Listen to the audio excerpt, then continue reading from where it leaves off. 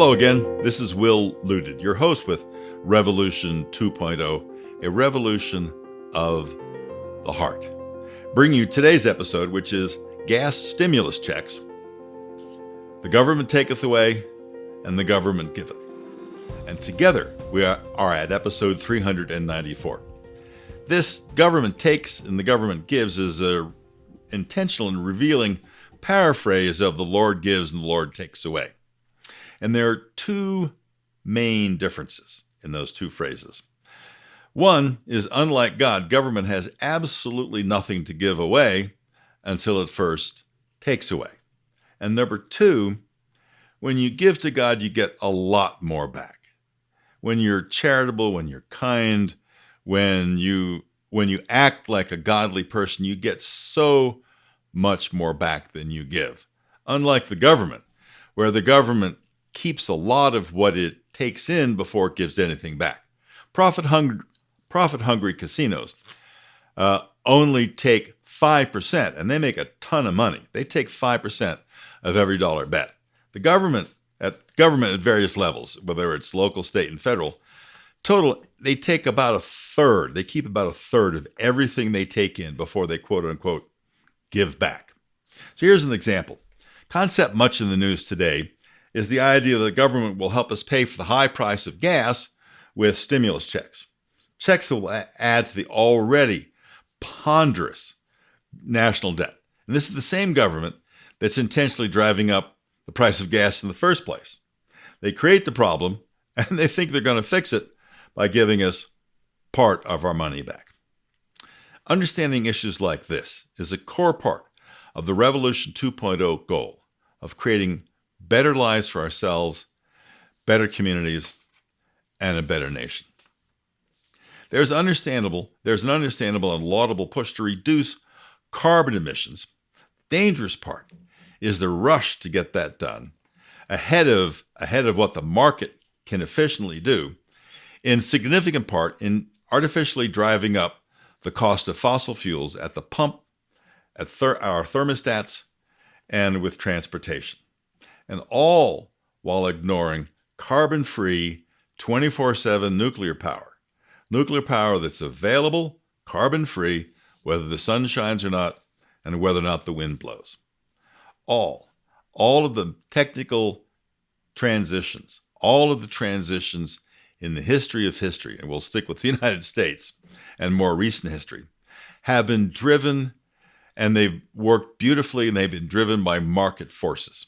For example, the transition from horses to engines was done on a massive basis, effectively and efficiently, without the government coming in and artificially driving up the price of horse feed, the way it's driving up the price of gas, and without subsidizing the price of horseless carriages, the way they're doing with electric vehicles and charging stations. And in the same way, the transition from things like adding machines, typewriters, and paper maps to computers was done massively and efficiently, all driven by market forces.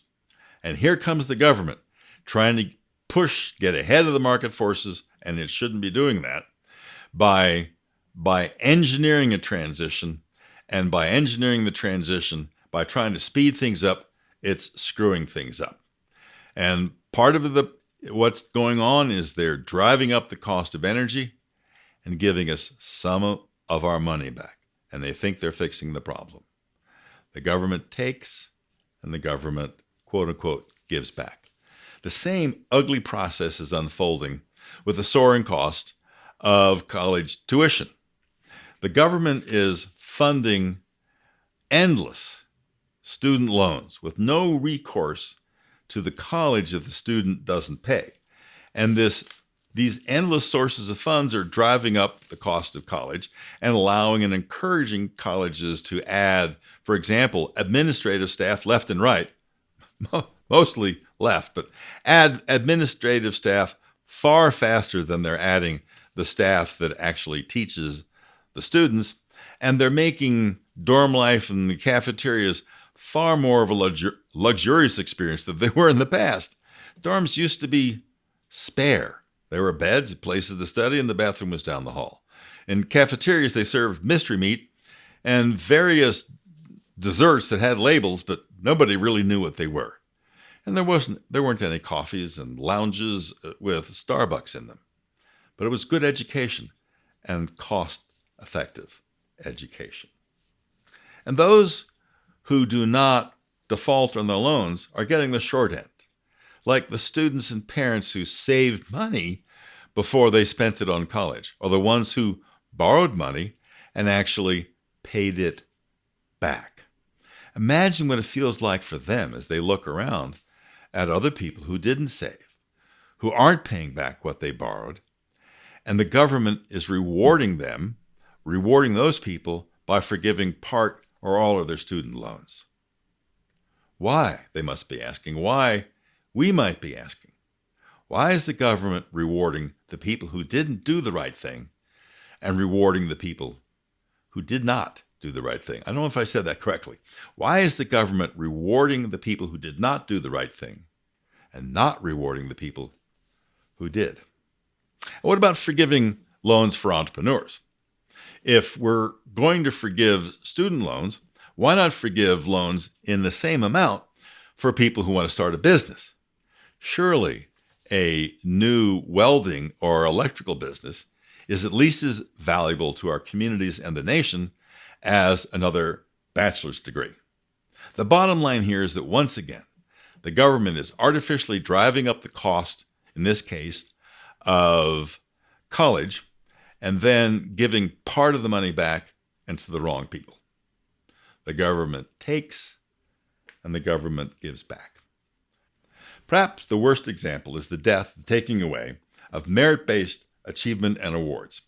Almost everywhere it can, government is working to take away the reasons and awards for ambition and hard work and give back affirmative action and other freebies. In an increasing number of schools, testing is no longer considered to be part of the admissions process. Seems that to some folks, success in testing is racist. Success in testing is racist. And honoring academic success and getting good grades is similarly cast aside as racist. More students are picking up on the fashion of not recognizing valedictorians and salutatorians because, once again, achievement is racist. In the workplace, race and gender are replacing performance in hiring and promotions. Affirmative action is replacing achievement. The government is working to take away awards for hard work and achievement and giving back identity-based handouts. The government taketh, the government gives away. The irony, the cruel irony, is that the government would have very little money to give away in the first place if it weren't for three of the things that we were talking about. Number one is market-based success and transitions that have created far and away the most prosperous country, the most powerful economy the world has ever seen. Two, the excellent and once cost-effective higher education. And three, the merit-based successes that have driven everything good that we have. One more time. Focus on the two differences, the government taking and giving, and secondly, God giving and then taking. Difference number one is that unlike God, government has nothing to give away until it first takes. And number two, when you give to God, you get so much more back. When you give to the government, you get part of it back. We all have a personal responsibility to understand how the government operates when it takes things like money, rights, and ambition away from its citizens, then gives back only part of what it takes. And speaking of personal responsibility, that is only part of the equation. There are two main core tenets at Revolution 2.0. Number one is personal responsibility. Take it, teach it, and two, be your brother's keeper. The answer to the age-old question, am I my brother's keeper, is a ringing, resounding yes. There simply is no other answer. Where do you stand? Where do you stand on the issues that we talk about, the issues that are running around in your head? What are you going to do? Because remember, it doesn't matter where you stand if you're not going to do anything. And you can take positive, effective action today. You can start by subscribing and encouraging others to subscribe with you. Like, ring the bell on YouTube, comment, give us good reviews. Let's make this happen together. And as always, whatever you do, whatever I do, whatever we do it in love. Without love, nothing matters. Everything is empty. This is Will Luden. Talk to you next time. You've been listening to Revolution 2.0. If you've enjoyed this stimulating, passionate, and relentless reasoning, we encourage you to get out there and do something. Follow Will Luden and learn more at revolution2-0.org.